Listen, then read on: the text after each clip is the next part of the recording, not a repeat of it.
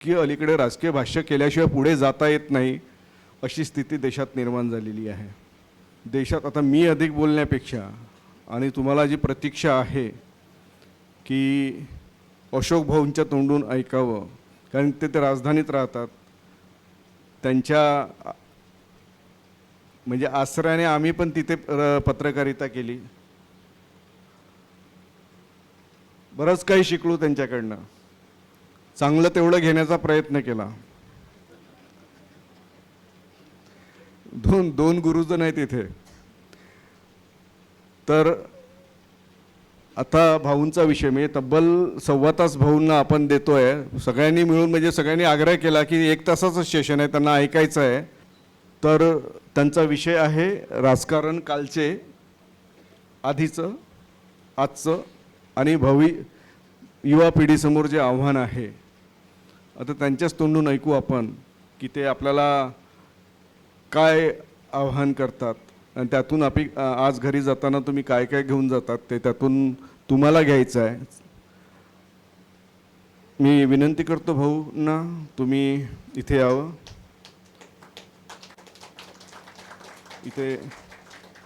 इथे पाण्याची व्यवस्था केली आहे, तुम्ही चिंता करू नका. आणि मी भावना राजेश यांना विनंती करतो की त्यांनी भाऊंचं पुस्तक देऊन स्वागत करावं. मजबूती का नाम महात्मा गांधी.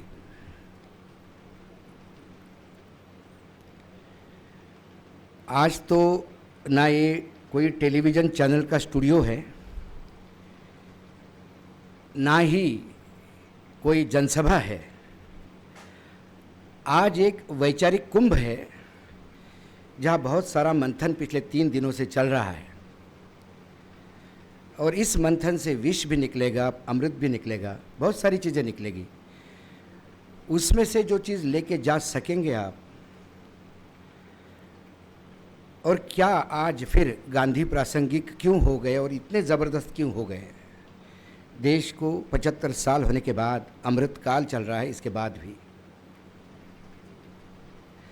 मेरे पहले बहुत जो वक्ता जिनको मैं पढ़ता हूँ रेगुलर, जिनको मैं सुनना चाहता हूँ, ऐसे बहुत सारे लोग, मेरे बड़े भाई, मेरे गुरु समान भटेवरा जी यहाँ है, चंद्रकांत जी है, इनको मैंने सुना है, इनसे मैंने समझा है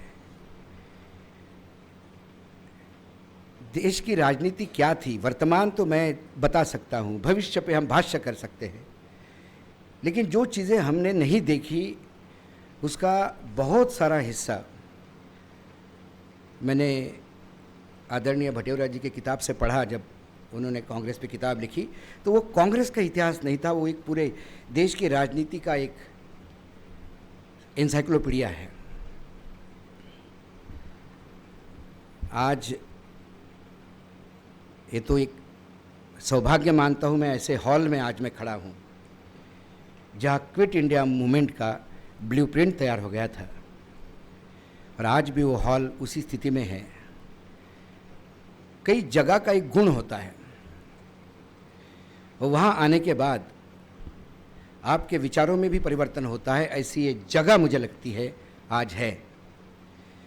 लेकिन गांधी जी के विचार, गांधी जी के तत्व, हो सकता है कि मेरे बोलने में आक्रामकता आती है, हो सकता है कि वो उससे मेल नहीं खाता, लेकिन शायद मुझे लगता है गांधी जी आज होते तो गांधी जी भी उनको भी ये करने के लिए मजबूर होते, क्योंकि अंग्रेज थे तो उनको भी नज़र की शर्म थी, थोड़ी बहुत मानवता थी. लेकिन वर्तमान स्थिति देश में जो हालत है वो निर्लज्जता का अमृतकाल चल रहा है. संविधान और लोकतंत्र पूर्ण रूप से समाप्ति के ओर अंतिम चरण में है. मैं जब कहता हूँ अंतिम चरण में है तो लोग विश्वास नहीं रखते, लेकिन अभी अंतिम चरण में है, मान लीजिए आप. इसके बाद भी प्रयास लगातार हम करते हैं. आज का शिविर भी वही इस प्रयास का हिस्सा है कि फिर भी आशा बड़ी पागल होती है. आदमी को फिर भी लगता है कि कुछ करूं तो शायद बच जाए. उसी कड़ी में आज हम हैं. अभी यहाँ एक एक्सरसाइज चल रही थी और मैं 2 मिनट के लिए गया था तो विकास ने कहा, विकास मुझे गुरु कहता है, विकास गुरु गुरु कुछ नहीं है। बोला जो मैंने सीखा, अच्छा सीखता तो और अच्छा होता, तो जो सीख के आया मैं बता नहीं सकता। तो जब वो चल रहा था तो बोला बाहर क्यों गया, तो मैं हंसा बाहर जाके। मेरे मन में विचार आया कि इतने पहाड़, इतनी हरियाली, इतने पेड़, तो उसके बाद अडानी का आना तय है। तो विकास मैं अब बताता हूं पब्लिकली, तुमने जोर से पूछा था कहाँ जा रहे हो वानखड़े जी, मैं देख रहा था कि अडानी तो नहीं आया, वो देख रहा था। वर्तमान में जो युवाओं को लेकर विषय दिया गया है, पहले हमें यह देखना होगा कि उस स्थिति क्या थी। आज हम यदि संविधान की बात करें तो संविधान के 3 स्तंभ थे। अंग्रेजों के टाइम पे तो संविधान नहीं था। भारत अंग्रेजी संविधान से या उनके अलग कानून से यहाँ राज करते थे, लेकिन उसमें भी प्रामाणिकता थी। भले ही वो भारत के हित में नहीं होगा, इंग्लैंड के हित में होगा, लेकिन उसमें भी प्रामाणिकता थी। आज हमारा ही संविधान है, हमने अपने आप को अर्पित किया हुआ है, लेकिन आज जिस स्थिति में देश चल रहा है, वाकई लगता है कि क्या संविधान जगह पे है। लोग कहते हैं आगे क्या होगा, कई बार कहते हैं लोग निराशाजनक, तुम निराशाजनक वातावरण बना देते हो, नैराश्य आ जाता है, फिर इसके बाद क्या है, अब ऐसा कहते हो। तो मैंने कहा कि परिसीमन भी होगा इसी सेशन में या अगले सेशन में। 2029 में 750 सीटों पे चुनाव भी होंगे। वर्तमान सरकार 650 सीटों के साथ वापस आएगी। उसके बाद प्रस्ताव भी पारित होगा कि पिछले 10 चुनाव के नतीजे बताते हैं कि लोग हमको ही जितवा दे रहे हैं, और लोकसभा का वोट परसेंटेज बताता है कि पूरा देश हमारे साथ है। तो इसके बाद अब 15 साल तक चुनाव नहीं होंगे, क्योंकि बार बार हमको ही जीत के आना होता है, चुनाव का खर्चा है, विकास के कार्य रुक जाते हैं। हम चाइना मॉडल पे जा रहे हैं, क्योंकि यदि संविधान में विधायिका आवारा हो जाए तो कार्यपालिका उनको एक फ्रेम बताती है कि आपको इस फ्रेम में चलना है सज्जन। लेकिन जब कार्यपालिका मुजरा करने लगती है विधायिका के दरबार में, तब एक अंकुश होता है, वो अंकुश है न्यायपालिका का। लेकिन न्यायपालिका भी यदि सत्ता के दया के भीख पे जिंदा है, तो फिर एक अघोषित चौथा स्तंभ था मीडिया, जो उस पर अंकुश रखता था। आज वो सबसे आगे है चाटुकारिता में। तो फिर लड़ाई आम आदमी किसके भरोसे लड़े। अंग्रेजों की लड़ाई लड़ी, क्विट इंडिया मूवमेंट का कॉल यहीं से गया, सारी बातें अपने जगह पे है। लेकिन तब मीडिया, अंग्रेजों ने भी इतना दमन नहीं किया था, तब भी आज़ाद था। मैं बनारस गया हुआ था एक कार्यक्रम में, वहाँ रात को मैं कमलापति त्रिपाठी जी के परिवार में भोजन करने गया, तो कुछ किताबें भेंट की। तब उस किताब में जिक्र है कमलापति जी का कि वो एक संपादक थे एक अखबार के, और जवाहरलाल नेहरू का उनको पत्र मिलता है कि कमलापति जी कमर कस के रहिएगा, आप अगले महीने बापू कुछ बड़ा अनाउंस करने वाले हैं, और पूरा पूर्वांचल आपको पड़ता है, आपको इसकी तैयारी करनी होगी। क्या आज ऐसी स्थिति है? तब जवाहरलाल नेहरू और कांग्रेस आज़ादी की लड़ाई लड़ रहे थे, सत्ता में अंग्रेज थे। लेकिन वॉइसरॉय के ऑफिस से कभी भी किसी अखबार में ये नहीं जाता था कि आज ये हेडलाइन होनी चाहिए और आज ये छपेगा और आज ये नहीं छपेगा, जो आज हो रहा है। तो सूचना कैसी जाए, लोगों तक पता कैसे पड़े?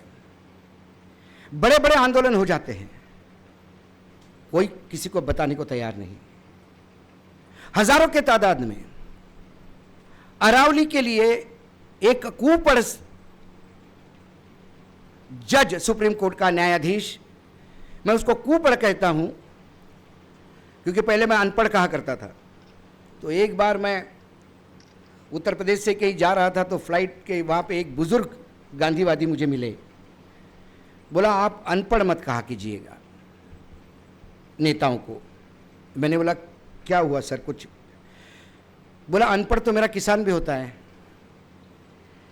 लेकिन हवा के बहने पे और पंछियों के चहचहाने पे वो तय करता है कि बारिश आएगी कि नहीं आएगी। तो मतलब फिर इनको मैं क्या करूं? बोले इनको कुपढ़ कहा कीजिए, ये पढ़े लिखे तो है नहीं, और जो थोड़ा बहुत पढ़े हैं उसको इतना गलत पढ़े हैं कि अच्छे खासे पढ़े लिखे आदमी को भी ये पागल कर देते हैं।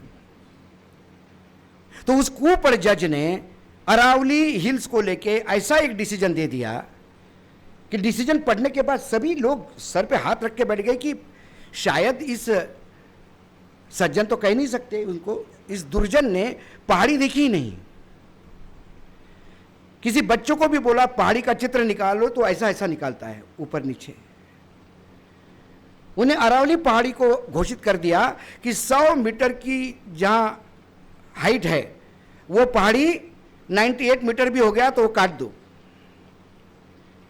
तो यदि ये कानून लागू हो या ये निर्णय लागू होगा तो आपको अरावली के नाम पे 100 मीटर के खंभे दिखेंगे सब दूर, बाकी सब माइनिंग वाले खा चुके होंगे। तब राजस्थान के युवा इकट्ठा हो गए, 4.5 लाख के आसपास बच्चे इकट्ठा हुए। मैं मुंबई से आ रहा था दिल्ली, फ्लाइट के पीछे 2 लड़कियां बैठी हुई थी और बहुत गर्माहट में उनकी डिस्कशन चल रहा था पर्यावरण और अरावली को लेके। तो मैं जब टॉयलेट के लिए उठा वापस आते समय मैंने कहा आर यू एनवायरमेंटल एक्टिविस्ट? बोले no, we are working in corporate sector. मतलब वेयर? इन मुंबई। मैंने बोला I was just listening to you about. बोला हाँ, अरावली बचाव का कॉल आया है, हम नौकरी से छुट्टी लेके निकले हैं 10 दिन के, we are going to join the agitation. फिर उसमें एक लड़की ने पूछा अंकल आप क्या करते हैं? मैंने बोला मैं जर्नलिस्ट हूं। तो दूसरी लड़की को रहा नहीं गया, बल्कि आप ही लोगों ने सब गेड़ा भरक कर दिया है, निर्लज्ज हो गए आप लोग, सॉरी टू से। मैं चुपचाप बैठ गया। जब उतरा फ्लाइट तो मैंने बोला I have been banned on the televisions, I am working on YouTube, my name is Ashok Wankhede. जब तक हम नीचे उतरते उस लड़की ने बाहर वो यूट्यूब पे देखा होगा, वो भागती हुई आई, uncle very sorry very sorry very sorry, you talk our you speak our feelings. जब ये मीडिया का रोल रहा है तो आज किसको पता है कि 4 लाख लोग इकट्ठा हो गए वहां पे? कोई राजस्थान का अखबार छापने को तैयार नहीं, कोई टेलीविजन चैनल दिखाने को तैयार नहीं। लेकिन सरकार ने भाप लिया, उन्होंने देख लिया कि 4-4.5 लाख के बच्चे यदि ये बिगड़ गए, लॉ एंड ऑर्डर का मामला हो गया, तो फिर तो खबरें रोक नहीं पाएंगे। तुरंत dial to supreme court. Supreme court ने उस केस को सुओ मोटो ले लिया और अपने ही सुप्रीम कोर्ट के डिसीजन पे स्टे दे दिया। अब जब आप अपने ही, और वो चीफ जस्टिस, मैं नाम लूंगा, गवई है, भूषण गवई, उनको जाके कुछ 1 महीना भी नहीं हुआ था। भूषण गवई चीफ जस्टिस रहे, चीफ जस्टिस के बाद वो रिटायर्ड हो गए, और 1 महीने बाद हमारे चीफ जस्टिस साहब को पता पड़ गया कि भूषण गवई ने तो गलत डिसीजन ले लिया है, तो डिसीजन देना ही नहीं आता इस आदमी को। ये न्यायपालिका स्थिति हो गई। अभी पेपर लीक हुआ, महाराष्ट्र में बहुत सारे लोग पकड़े गए, एनईटी के पेपर लीक हुए, तो उसमें चंद्रकांत जी, एक व्यक्ति ने स्टेटमेंट दिया ब्लंटली पुलिस के सामने, रात को भगवान मेरे सपने में आए थे, उन्होंने पेपर मुझे दिया, सुबह उठ के मैंने लोगों को दिया, मेरी क्या गलती? तो किसी ने कहा हमारे ऑफिस में, बोला क्या मूर्ख आदमी है ये कल केस जाएगा तो कोर्ट सुनेगा? मतलब कोर्ट के बाप को सुनना पड़ेगा। मैंने बोला उसने बहुत सोच समझ के स्टेटमेंट दिया, कोर्ट पूछेगा भगवान तेरे सपने में कैसा आ सकता है, तो वो कहेगा चीफ जस्टिस चंद्रचूड़ को यदि भगवान बता सकता है कि यह डिसीजन दे, और ये खुद चीफ जस्टिस ने कहा कि मैंने भगवान को पूछा कि राम मंदिर का डिसीजन क्या दूं, जब भगवान चंद्रचूड़ को बता सकता है तो मुझे क्यों नहीं बता सकता? There is a logic. और ये मेरे शब्द नहीं है, चंद्रचूड़ के शब्द है। जब भगवान को पूछ के ही डिसीजन हो रहे हैं तो ये न्यायपालिका का नाटक क्यों? बंद कर दीजिए, मंदिरों में ही लगाइए केसेस। वो पुजारी लगाएगा फूल इधर गिरा है तो हाँ, फूल इधर गया है तो ना। जयराम जी की जब पैसे चल रहा था, और ये हम 75 साल बाद देख रहे हैं, ये हम पढ़े लिखे समाज में देख रहे हैं। और जब वो कहते हैं कि हमने भगवान को पूछ के बताया तो टाली बजाने वालों की तादाद ज्यादा है। दुर्भाग्य है इस देश का। कोई नहीं पूछता कि ये क्यों। इस देश का प्रधानमंत्री नाली पे मटका लगा के गैस जलाता है और सुनने वाले पढ़े लिखे साइंटिस्ट ताली बजाते हैं। यह देश का दुर्भाग्य है। कोई पूछता नहीं कि अरे मूर्ख, कंप्रेस किए बगैर गैस जलेगा क्या? क्या पागलपन है तेरा? इसीलिए प्रधानमंत्री जो चाहे बोलते हैं और उसको महिमा मंडित करते हैं लोग। और रडार बोले, मतलब पहले जैसे ये क्या होता है, मोदी जी बहुत रामायण सीरियल वगैरह देखते, फ्री टाइम है उनको, कोई काम नहीं, मोदी जी को कोई काम नहीं करते, फ्री टाइम रहते हैं, बीच बीच में कुछ उछाल देते हैं। एक आध उनको समझ में आता है कि मेरे भक्तगण जरा इनको कोई इशू चाहिए तो इशू दे देते हैं। बाकी टाइम टीवी देखते हैं और अपना महिमा मंडन सुनते रहते हैं। तो महाभारत में जैसे पांडव जाते हैं, भीष्म के पितामह की पिताश्री जा रहे हैं, आशीर्वाद चाहिए, वैसे पायलट आ गए आशीर्वाद लेने। बोले साहब सर्जिकल स्ट्राइक पे जा रहे हैं, आशीर्वाद दीजिए। बोले विजय भव, थोड़ा सा लेट निकलेंगे। अरे क्यों? बोले बरसात है, बादल है। बोले यही तो समय है, बादल के आड़ में जाओगे तो रडार पे नहीं आओगे। उन्होंने कहा कि महामहिम, अरे बाप रे बाप, हमको समझ में नहीं आया इतने दिनों से। और वो चले गए। क्या कहे? और वो आदमी ये अपने मुंह से बखान करता है, ये हियर से नहीं है, खुद के मुंह से बखान। जो आदमी अपने आप को बायोलॉजिकल करने लगा है, यदि वो देश का भाग्य विधाता है तो आज फिर महात्मा गांधी की जरूरत है। आज देश क्या था? देश की स्ट्रगल से आया। जब अंग्रेजों के साथ लड़ रहे थे तो बापू का नेतृत्व था, लेकिन बापू के पीछे जनमानस था, क्योंकि बापू ने अपना विश्वास जगाया था। बापू जो बोलते वो देश करने को तैयार था, क्योंकि बापू के प्रति इतना विश्वास जगाया था। बापू ने विज्ञापन नहीं दिए थे, बापू ने अखबार वालों को मैनेज नहीं किया था। आज जनता है, लेकिन जनता तक सूचना कौन पहुंचाएगा? सूचना का माध्यम गलत है।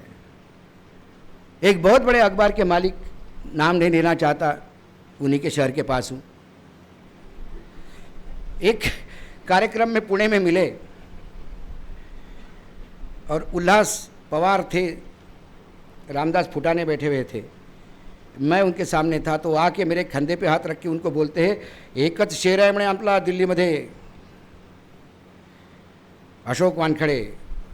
पवार म्हणाला, अरे आम्ही ओळखतो त्यांना, आमचे जुने संबंध आहे म्हणे, पत्रकारिता हाच करतो, बाकी सगळे सरेंडर आहेत। मी त्यांच्याकडे पाहिलं, अरे ते भाव लागतं का? भाव लागतं काय? कमी आहे? आतापर्यंत तर तिजोऱ्या भरल्या, 2 वर्ष बिना ॲडव्हर्टाइजमेंट तर चालवलं तरी होऊ शकतं, पण नाही। सकाळपासून संध्याकाळपर्यंत मंत्र्याच्या बंगल्यामध्ये ओम भिक्षाम देही म्हणून जातात। आज हे इव्हेंट, परसों ते इव्हेंट, ते सप्लिमेंट, ते सप्लिमेंट। पण पत्रकारितेचं बेसिक काय आहे तुमचं? क्या, किसके लिए पत्रकारिता कर रहे हैं? All out. तो ऐसे संक्रमण के समय, और ये इतना जहर फैल गया है कि जब राम मंदिर की डकैती पकड़ में आ गई तो लगा कि कुछ तो इफेक्ट पड़ेगा। भाई राम मंदिर में ही चौकीदारी चोरी कर गया, वो तो तब से कर रहा था, लेकिन अब तो पकड़ा भी गया, माल भी पकड़ा गया। लेकिन उसमें भी जस्टिफिकेशन देने वाले लोग पैदा हो जाते हैं। बोले अरे राम का पैसा खाया ना, राम सजा दे देंगे, अपने को चिंता करने की जरूरत नहीं है। योगी मोदी जी क्या करेंगे उसमें? एक जगह बात हुई, वो भगवा पहनने वाला बोला कि आपको क्या, क्यों चिल्ला रहे हो वानखड़े जी, राम मंदिर में चोरी हुई ना, हमारे भी हमने देखा चोरी हुई, राम जी सजा दे देंगे, तुम्हें चिंता करने की जरूरत नहीं है। मतलब जब राम जी सजा ही देते थे तो फिर राम जी का मंदिर भी खुद ही बनवाते, उसके लिए मोदी की क्या जरूरत थी कि जो राम को लाए हैं उसी को ले आएंगे। मतलब राम को कौन लेके आया? भटक रहे थे राम इधर उधर रास्ता अयोध्या का, कि काफी रोड वोड बदल गए, मॉल वॉल नए आ गए, तो पता नहीं मेरे को जगह नहीं दिख रही मेरी बर्थ प्लेस। ये तो नहीं था। जब राम को लाना होता है, राम के मंदिर की दुकान चलानी होती है, तब आपके लिए राम आस्था नहीं, राम व्यापार है। महात्मा गांधी भी राम पे विश्वास करते थे, रघुपति राघव राजा राम, लेकिन महात्मा गांधी ने कभी मंदिर बनाने की बात नहीं कही। जिस देश में 90,000 स्कूल बंद हो जाते हैं, जिस देश में लड़कियां स्कूल नहीं जाती क्योंकि टॉयलेट्स नहीं है, एक शिक्षक की स्कूल्स है, इसी गढ़चिरौली में एम्बुलेंस नहीं बैम्बुलेंस चलती है, देवेंद्र फडणवीस वहां के पालक मंत्री है, लेकिन किसी गर्भवती को बांबू के बीच में कपड़ा टांग के लेके जाना पड़ता है, 20-20 किलोमीटर दौड़ना पड़ता है, लेकिन निर्लज्जता का अमृतकाल है, किसी को फर्क नहीं पड़ता। गढ़चिरौली में यदि चिंता हो रही है तो माइनिंग की चिंता हो रही है कि और कितना बचा हुआ जंगल है और कौन आएगा लेने, मुझे तो बेचना है। नेता थे, स्वार्थी नेता थे, हम ये नहीं कहते, लेकिन तब आटे में नमक हुआ करता था, अब नमक में आटा गुथ रहा है। व्यभिचार करने वाले, मैं अयोध्या जाता हूं, मैंने कहा मैं अयोध्या गया था, मैं हनुमानगढ़ी गया, लेकिन मैं राम मंदिर नहीं गया। तो कई लोग ना आहत हुए, राम मंदिर क्यों नहीं गए आप, राम में आस्था नहीं है। मतलब मेरी आस्था है राम में, लेकिन मेरे राम वहां रहेंगे नहीं। जो आदमी जीवन में पैदा होते से ही सिर्फ झूठी बोलता आ रहा है, वो यदि प्राण प्रतिष्ठा करे तो सत्यवचनी राम वहां होगा नहीं। व्यभिचारी, दुराचारी, सजा याफ्ता मुजरिम आसाराम बापू पैरोल पे आता है और राम मंदिर में उसके लिए वीआईपी गेट खुलते हैं, रेड कारपेट होती है, पूरा ट्रस्टी ऐसे खड़े होके बाबा की स्वागत करते हैं, उनका दर्शन करवाते हैं। मेरा राम क्यों होगा वहां पे? वर्तमान में जो अयोध्या में स्थिति है वहां तो रावण भी नहीं होगा, क्योंकि रावण राक्षस था, लेकिन उसके भी कुछ पैरामीटर्स थे, उसने भी कुछ कानून अपने बनाए थे, उसने भी अपने मर्जी हिसाब शासन नहीं चलाया। ऐसी स्थिति जब देश की हो गई हो, ऐसे में करना क्या चाहिए? सारे लोग कहते करना क्या चाहिए। आज हम, तब युवा कहते थे, आज जेन जी कहते हैं, कोई फर्क नहीं पड़ता, जेन जी कहो, जेन वाई कहो, जेन एक्स कहो, जेन अल्ट्रा कहो। आज के युवाओं पे सबसे बड़ी जिम्मेदारी है देश की और देश बचाने की, और इस जिम्मेदारी के लिए युवाओं को ये बताना जरूरी है कि एक अधनंगे फकीर ने ब्रिटिश साम्राज्य जहां सूरज अस्त नहीं होता था, उसको मात्र अपने सत्याग्रह से डुबा दिया और भारत छोड़ने को मजबूर कर दिया। वो ताकत है भारत की, वो ताकत है आवाम की, वो ताकत है महात्मा गांधी के विचारों की। हमने हमारे कार्यक्रम में कई बार कहते हैं कि अभी देश को गांधी बचाएगा, राहुल गांधी नहीं, महात्मा गांधी ही बचाएंगे इस देश को। महात्मा गांधी नहीं है, लेकिन महात्मा गांधी के विचार आज भी सार्थक है, और आज भी गांधीयन फिलॉसफी से आप चलोगे तो आपको विजय निश्चित है। तकलीफ होती है, हम राम की पूजा करने वालों को राम बनने में भी तकलीफ बहुत होगी, लेकिन हम सिर्फ राम की पूजा करते हैं, राम कोई बनना नहीं चाहता। राजा राम सब बनना चाहते हैं, वनवास वाला राम कोई नहीं बनना चाहता, रावण से लड़ने वाला राम कोई नहीं बनना चाहता। बस मुकुट सर पे देके सिंहासन पे बैठने वाले राम सबको बनना है। तो इसीलिए महात्मा गांधी के विचारों को जितना ज़्यादा समाज में ले जाओगे, उतना ही इस मरणासन्न स्थिति में पड़े हुए लोकतंत्र और इस मरणासन्न स्थिति में पड़े हुए संविधान को हम बचा पाएंगे। मैं डरा भी नहीं रहा हूं, लेकिन मेरी आशा है आज भी। पहले मैं कहता था कि मैं इन तमाम षड्यंत्रकारों के बीच में भी आशा के किरण देखता हूं, क्योंकि मेरे देश का मतदाता समस्याग्रस्त हो सकता है, पीड़ित हो सकता है, भूखा हो सकता है, अधनंगा हो सकता है, लेकिन मूर्ख नहीं हो सकता। शायद 2024 के लोकसभा चुनाव में वर्तमान में सत्ता में बैठे हुए लोगों ने ये बात समझ ली कि कितना भी तकलीफ में है इस देश का मतदाता, वो मूर्ख नहीं है। और उन्होंने सरकार को 180 पे लेके आए। एडीआर की रिपोर्ट की सच बात मानूं तो 60 सीटों का जुगाड़ था मशीनों से। उनको लग रहा था 305 हमारे पास है, 60-70 सीटें का जुगाड़ कर लेंगे, 370-75 हमारे पास आ जाएंगे, 30-40 एनडीए वाले ले आएंगे, 400 हो जाएगा। इस कैलकुलेशन को फेल किया। सत्ता पक्ष को 180 पे ले आए, 60 का जुगाड़ 240 पे, बैसाखियों पे सरकार आ गई। मतदाताओं ने अपना काम कर दिया, लेकिन उसके बाद षड्यंत्रकारियों ने तय कर लिया कि अब मतदाता की जरूरत ही नहीं चाहिए। आप जिस महाराष्ट्र की भूमि पे हैं हम, जिस पार्टी को 9 लोकसभा आती है, उसको 130 विधानसभा यूं ही नहीं आती। एक एक सीट पे 20-20, 25-25 हजार वोटर जोड़े गए। कहाँ के हैं वोटर? हो हरियाणा की वोटर लिस्ट लाके वर्धा में जोड़ दी। उनको पता है किस कौन हरियाणा के वोटर है, उनके वोट भी डल गए। एक तरफा चुनाव हुआ, फिर वो पकड़ा गया। उसके बाद एसआईआर का नया भूत आया। बिहार में एसआईआर के नाम पे कत्लेआम हुआ, मतलब मतदाताओं को निकालना। उसके बावजूद उन्हें लगा कि ये मामला गड़बड़ है। उसके बाद वहां डबल इंजन की सरकार थी, एडमिनिस्ट्रेशन उनका था। मतपेटियों में इतना धांधली हो गई कि स्ट्रांग रूम में ट्रक के ट्रक जा रहे हैं, ट्रक बाहर आ रहे हैं।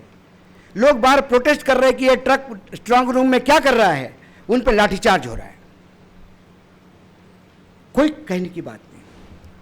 उन्हें लगा नहीं, ये लोग ज्यादा हो गए तो इसको भी तोड़ देंगे। फिर नया इंप्रूवमेंट और वो फाइनल ब्रह्मास्त्र उन्होंने निकाला, जिसका उपयोग उन्होंने बंगाल के चुनाव में किया। एसआईआर करो, वोट काटो।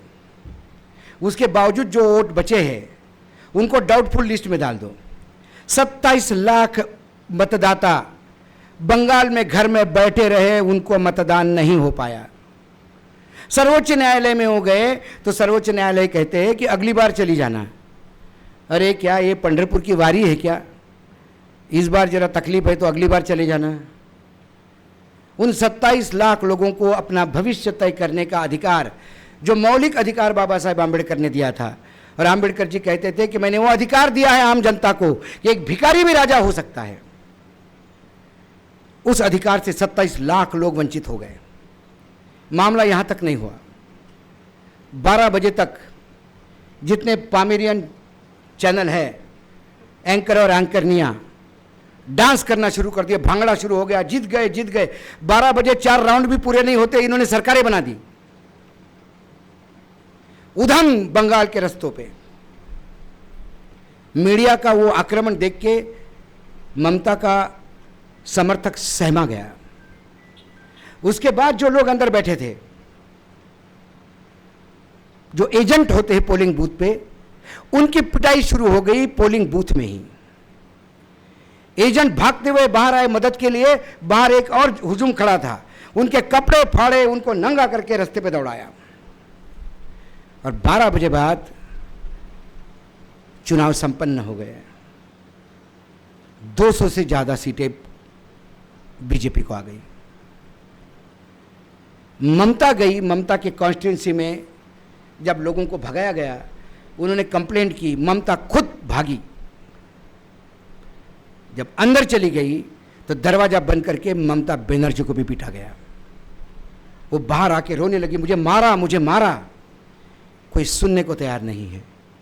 सीसीटीवी फुटेज हम देंगे नहीं, अंदर क्या हुआ ये बताएंगे नहीं, ईवीएम मशीन हम चेक करने नहीं देंगे, वीवीपैट हम गिनवाएंगे नहीं, हम आपको विजयी घोषित कर देंगे, आपको मानना होगा।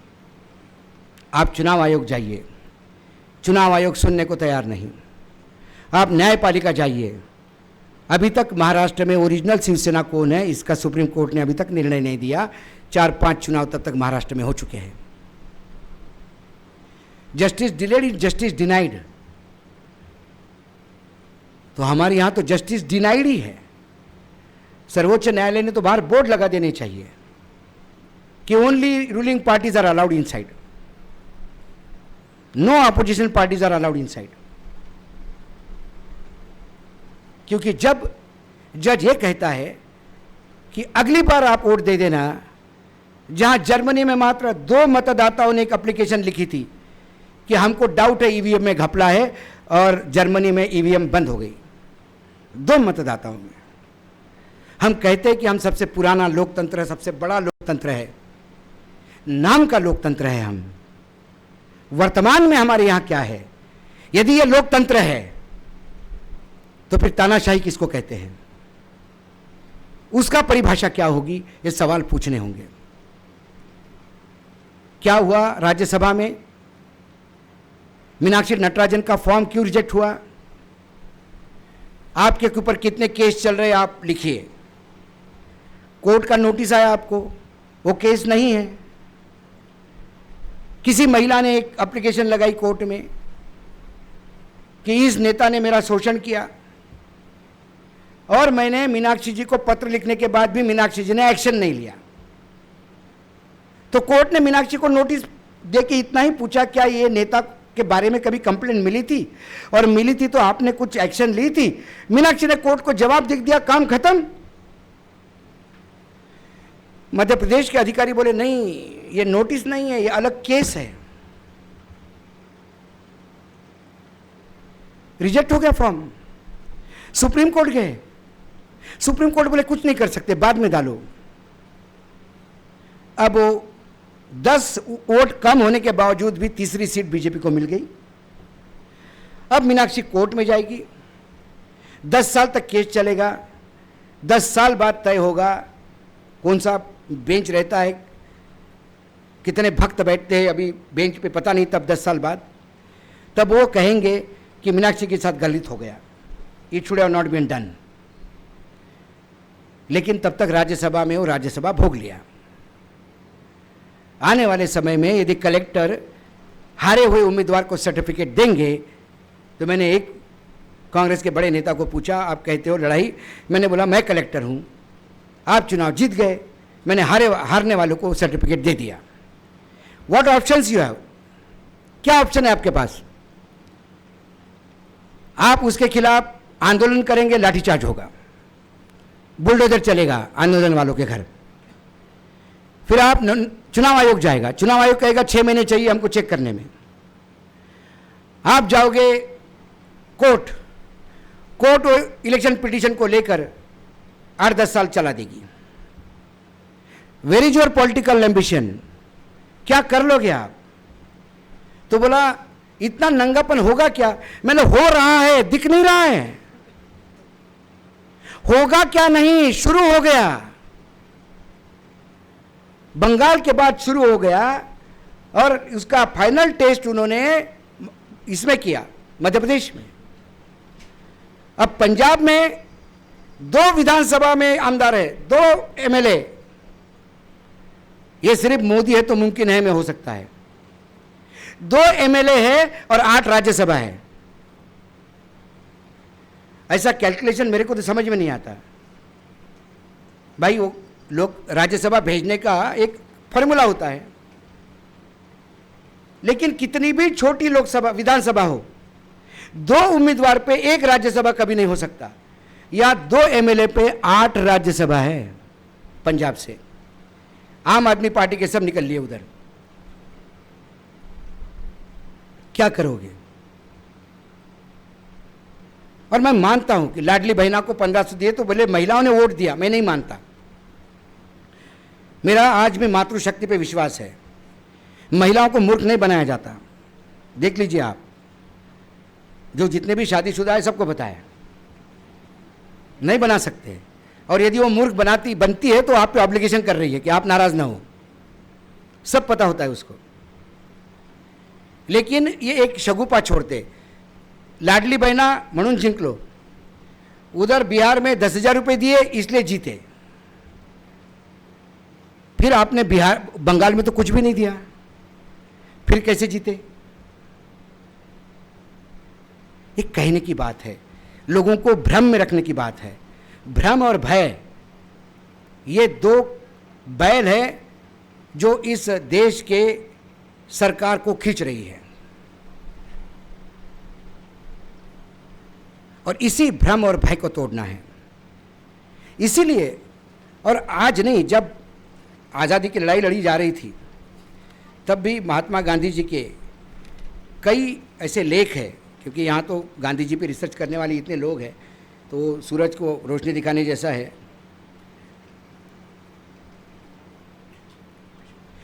उन्होंने यूथ के बारे में कहा, youth is the fearless torch bearer of justice, compassion and progress. ये महात्मा गांधी ने तब यूथ के लिए कहा था। He believed in channelizing youthful energy into selfless service, truth and non-violence। और ये करके दिखाया उन्होंने, तभी पूरा देश महात्मा जी के साथ था। सिर्फ बुजुर्ग नहीं, यूथ भी थे। आज के डेट में भी यूथ की एनर्जी चैनलाइज हो रही है, लेकिन कावड़ उठाने में। यूथ क्या करता है? कावड़ उठाता है। और जिस उत्तर प्रदेश में लोग भूखे मर रहे हो, उसका एक और कुपड़ मुख्यमंत्री हेलीकॉप्टर से फूल बरसाता है कावड़ वालों पे। इस देश में इतनी फुर्सत है लोगों को। 15 दिन कावड़ लेने एक आदमी अपना चला जाता है। 15 दिन मतलब कितना समय वेस्ट किया आपने। हमको लगता है समय वेस्ट किया, उनके पास काम ही नहीं है। और एक मॉडल है ये। यूथ को हमेशा राष्ट्रवाद की अफीम चटवाते रहो, धर्म की अफीम चटवाते रहो, उसे अल्पसंख्यकों का डर दिखाते रहो, और उसे अपने लिए काम करने के लिए एक फुट सोल्जर की आर्मी तैयार करो, जिंदाबाद मुर्दाबाद के नारे लगाने के लिए। यूथ की रोजगार की बात आती है तो बोले पकोड़े तलो, रोजगार है। लेकिन किसी भी नेता का लड़का और नरेंद्र मोदी जी के भाई के जितने भी बच्चे हैं, भतीजे, सब बिल्डर है। गुजरात में, अहमदाबाद में, सब ने बिल्डरों से पार्टनरशिप करके अपने काम शुरू किए हैं। उनमें से कोई पकोड़ा नहीं तलता, किसी नेता का बेटा पकोड़ा नहीं तलता। फिर गरीब मध्यम वर्गीय का बच्चा पकोड़ा क्यों तले? ये सवाल कौन पूछेगा और कब पूछेगा? हम बार बार कहते हैं कि भगत सिंह जो है पैदा होना चाहिए इस देश में, लेकिन भगत सिंह अपने घर में क्यों नहीं? और यदि भगत सिंह अपने घर में तो भगत सिंह मैं क्यों नहीं? ये जब तक धारणा नहीं आएगी तब तक हम ऐसे ही भाषण करते रहेंगे, ऐसे ही लोग बोलते रहेंगे। लेकिन जो बदलाव लाना है वो बदलाव आता हुआ मुझे दिखाई नहीं देता। किसान आत्महत्या करता है लेकिन लड़ता नहीं,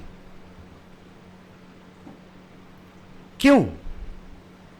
आत्महत्याग्रस्त किसानों को क्यों नहीं कोई उनकी एनर्जी चैनलाइज करता? क्यों नहीं अच्छा नेतृत्व पनपता है? क्योंकि जो भी नेतृत्व हम जिसको देते हैं वो पता नहीं मुंबई जाके या दिल्ली जाके पागल हो जाता है। मैंने चंद्रकांत जी जामवंतराव धोटे का जब प्राइम टाइम था तब मैं 3री 4थी क्लास में था लोणी में। तब देवराव पाटिल कांग्रेस में थे, लोणी के ही, हमारे मामा लगते थे। लेकिन मेरे घर में मैं जामुनराव धोटे का पोस्टर लेके आया था और हाथ में, और उसके नीचे मैंने अपने टूटे फूटे उसमें लिखा था वारे शेर आया शेर। जामुनराव धोटे ने पूरा जिला हिला दिया था। फॉरवर्ड ब्लॉक सुभाष चंद्र बोस की पार्टी बंगाल में दम तोड़ रही है, उसका आमदार यवतमाळ जिले में। क्या हुआ, जामुनराव धोटे नागपुर गए, मुंबई गए, फिर समुद्राच्या काठी आकाशाच्या खाली निपटा दिए गए। इससे आम आदमी का विश्वास उड़ता है और इसका विश्वास बनाए रखना बहुत जरूरी है। कई लोग कहते कि पत्रकारिता में तुम्हें तकलीफ नहीं होती क्या? कई लोगों ने सवाल पूछे, डर नहीं लगता क्या? डर लगता है, मरने से किसको डर नहीं, सबको डर लगता है। लालच भी है। 62 साल का हो चुका हूँ, लगता है कि क्या काम करे, अभी रोज 8-8 वीडियो क्या करे, थक जाते हैं बोल बोल के। संडे को भी काम करना पड़ता है क्योंकि ऑफिस चलाना है। 2 दिन भी वीडियो नहीं जाएंगे तो रेवेन्यू कम हो जाएगा, तनख्वाहें कैसे बांटेंगे। ऑफर आया था, इस देश के सबसे बड़े धन्ना सेठ से ऑफर आया था। 1 घंटा लेके बैठा था, वो बता रहा था कि मैंने देश के लिए क्या क्या किया। आपकी क्यों नाराजगी है, मैंने इतना अच्छा काम किया, आप ये भी बताइए। मैंने बोला पहली बार सुन रहा हूं। अच्छा किया आपने। बोले आप YouTube के लिए नहीं हो, आप चैनल खोलो। मैंने बोला सेठ चैनल खोलना 400-500 करोड़ का काम है, आपका भाई आपके साथ है, चिंता मत करो। चाय पी, खाकरा खाया, बाहर आया। अगली बार कब मिलेंगे? मतलब बहुत जल्दी। मैं वापस आया ऑफिस में। बहुत बड़ा अमाउंट होता है 500 करोड़। एक बार मन में भी आया कि 500 करोड़ ले लो, 100 करोड़ का चैनल चालू करो, 400 करोड़ रुपए के लेके विदेश भाग जाओ, बाकी जिंदगी अच्छी रहो। फिर मैंने सोचा कि कभी भारत आने का यदि कभी इच्छा हुई तो लोग एयरपोर्ट पर डंडे लेके खड़े होंगे, आन दे इसको करेंगे ठीक। मैंने ऑफिस में जाके बात की सारे कलीग से, क्योंकि बात छुपती नहीं, कहीं ना कहीं बाहर आ जाती। मैंने बोला सब प्यून से लेके सबको बुलाया। मैंने आज ऐसी सी बात हो गई। तो हमारे जो एडिटर है चित्रांश, तो हमें कहे तो उसमें क्या हो गया भाऊ, आप क्यों टेंशन में हो? मैंने उसने बोला कि बहुत जल्दी मिलेंगे अगली मीटिंग। तो हंसा कराइए और चाय और खाकरा खाइए। मैंने नहीं, 1 बज गया है, मिड डे मुद्दा 2 बजे जाता है अपना। मैंने बोला आप लगाइए, आधा घंटा दे दीजिए। आधे घंटे में हमने कार्यक्रम में बता दिया था कि सेठ ने हमको बुलाया, सेठ ने हमको ये कहा, और सेठ ने हमको ये कहा कि मैं सिर्फ देश के लिए करता हूं, अभी तक देश से कुछ लिया नहीं, फिर भी आप लोग मुझे विलन बनाए बैठे हो। तो हमने सारे नेशनलाइज बैंक के आंकड़े निकाले। हमने कहा सेठ बहुत सही बोल रहे हो, सिर्फ ये बताओ ये जो बैंक से एक्सपोजर लेके बैठे हो, मतलब बैंक से जो पैसे लेके बैठे हो, हजारों लाखों करोड़, ये बैंक आपकी बाप की है या हमारे बाप की है? जो बेचारा ले गया था मुझे बड़े मुश्किल से, उसने मुझे फ़ोन किया, बहुत ही वाहियात आदमी हो यार तुम, मतलब चाय पीने के बाद 2 घंटे भी नहीं रुक पाए यार तुम। बोले उनने मुझे मैसेज किया कि यूजलेस गाय यार। अरे नहीं मिलना ना, लेकिन ये बोलने की क्या जरूरत थी कि मैंने ये बोला, मैंने वो बोला। मैंने बोला बोलना इसलिए कि बोल के फ्री हो गया, कभी जीवन में फिर से लालच आया तो बाकी वापस परतीच्या दोर कापून टाका आपणच। नहीं तो क्या है, लालच हर एक को आता है, लेकिन जवाब क्या है? चलने को मर्सिडीज नहीं चाहिए, लेकिन पूना में जब मैं ऑटो में बैठता हूं और ऑटो वालों को बोला वहां छोड़, और जब ऑटो वाला उतरने के बाद मैंने बोला किती झाले रे? वानकडे साहेब ना तुम्ही? काय हो साहेब, तुमच्याकडनं पैसे घेणार का? अहो साहेब, तुम्ही किती काम करता देशाचं.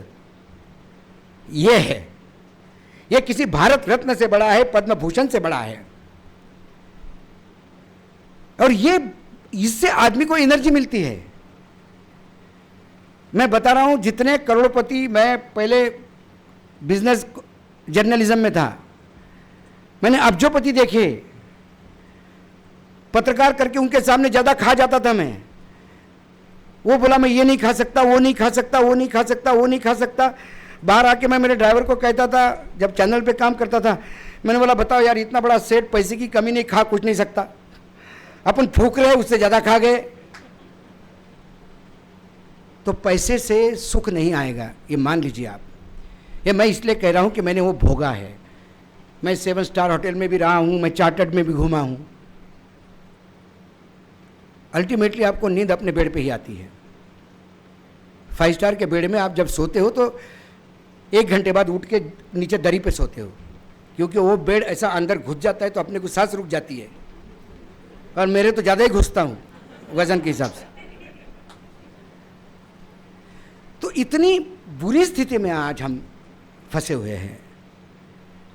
आने वाला समय फिर यूथ का और भविष्य का बहुत बहुत ही भयावह है.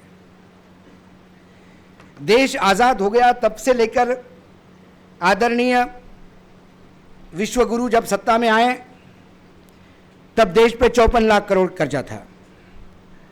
आज देश के ऊपर कर्जा 210 लाख करोड़ के ऊपर हो गया है.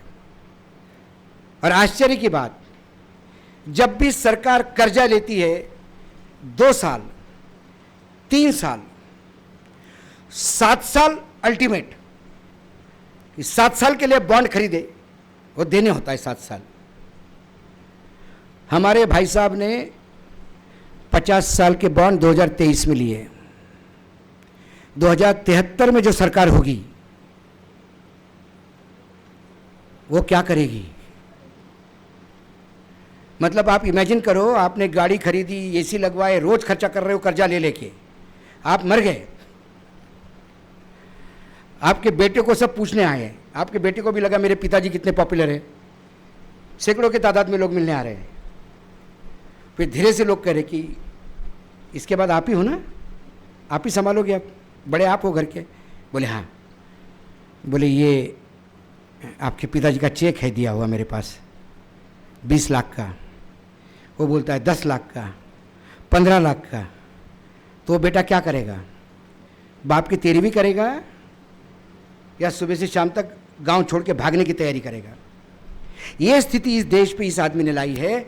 जिस देश के बजट का 40% बजट, जिस देश का 40% बजट डेब्ट सर्विसिंग में यानी कर्जा और ब्याज अदायगी में जाता हो, बाकी बचा हुआ मैक्सिमम पैसा सैलरी और फिक्स एक्सपेंडिचर में जाता हो, उसके पास डेवलपमेंट के लिए क्या होता है ये आप देख लीजिए.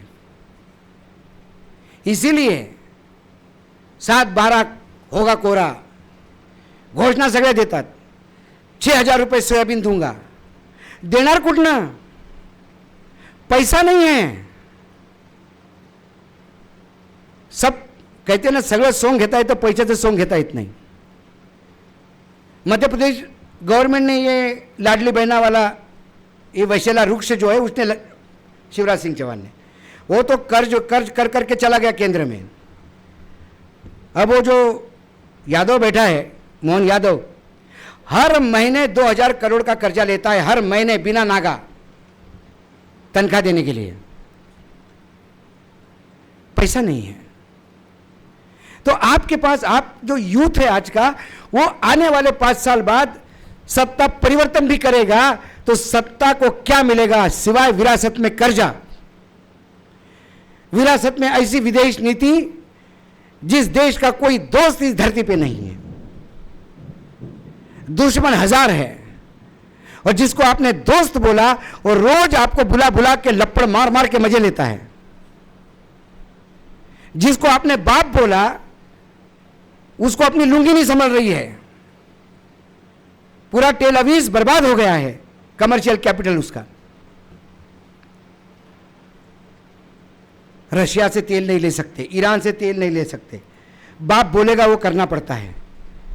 अमेरिका का कपास अपने यहाँ 0% पे आएगा, कोई ड्यूटी नहीं। हमारे कपड़े वहाँ 18% पे जाएंगे। कहाँ मेरा किसान दम कर पाएगा? सोयाबीन तेल आयात होगा जीएम वाला, मेरा देसी सोयाबीन वाला आदमी कहाँ तेल की कंपटीशन कर पाएगा? सोयाबीन गया, कपास गया, एथेनॉल, लोग कहते ना कि वो गडकरी ने एथेनॉल करवा दिया। अरे गडकरी में इतनी औकात होती कि एथेनॉल का परसेंटेज बढ़वाता तो प्राइम मिनिस्टर बनता। गडकरी जी की यह हालत है कि उनके डिपार्टमेंट में उनके अधिकारी उनकी नहीं सुनते, पीएमओ से इंस्ट्रक्शन लेते हैं। ये एथेनॉल जो बढ़ा है वो अमेरिका की वजह से बढ़ा है, क्योंकि ट्रेड डील में भारत एथेनॉल भी लेगा अमेरिका से, क्योंकि अमेरिका में मक्का बहुत होता है और मक्के से एथेनॉल बनता है। वो सारा एथेनॉल भारत में डंप करेगा, इसलिए हमारे यहां एथेनॉल। किस चीज में भारत को छोड़ा, किस लायक? हम पहले 18% लेते थे ड्यूटी और 3% मैक्सिमम, मतलब 2.40 से 3% तक हमको ड्यूटी लगती थी अमेरिका में, और ये कोई अमेरिका एहसान नहीं कर सकता था। WTO का जब संगठित हुआ तब ये हुआ कि जो बड़े देश है, पैसे वाले देश है, वो बहुत सब्सिडी देते हैं अपने किसानों को, तो किसानों की लागत कम हो जाती है। लेकिन जो गरीब देश सब्सिडी नहीं दे सकते, उनके किसानों का माल महंगा हो जाता है, तो वो अंतर्राष्ट्रीय मार्केट में कैसा रहेगा? इसीलिए यह ड्यूटी स्ट्रक्चर लगाया था कि अमेरिका का गेहूं यहां आएगा, सोयाबीन यहां आएगा तो उस पर 18% लगेगा, और भारत का सोयाबीन यदि अमेरिका जाता है तो उस पर 3% लगेगा।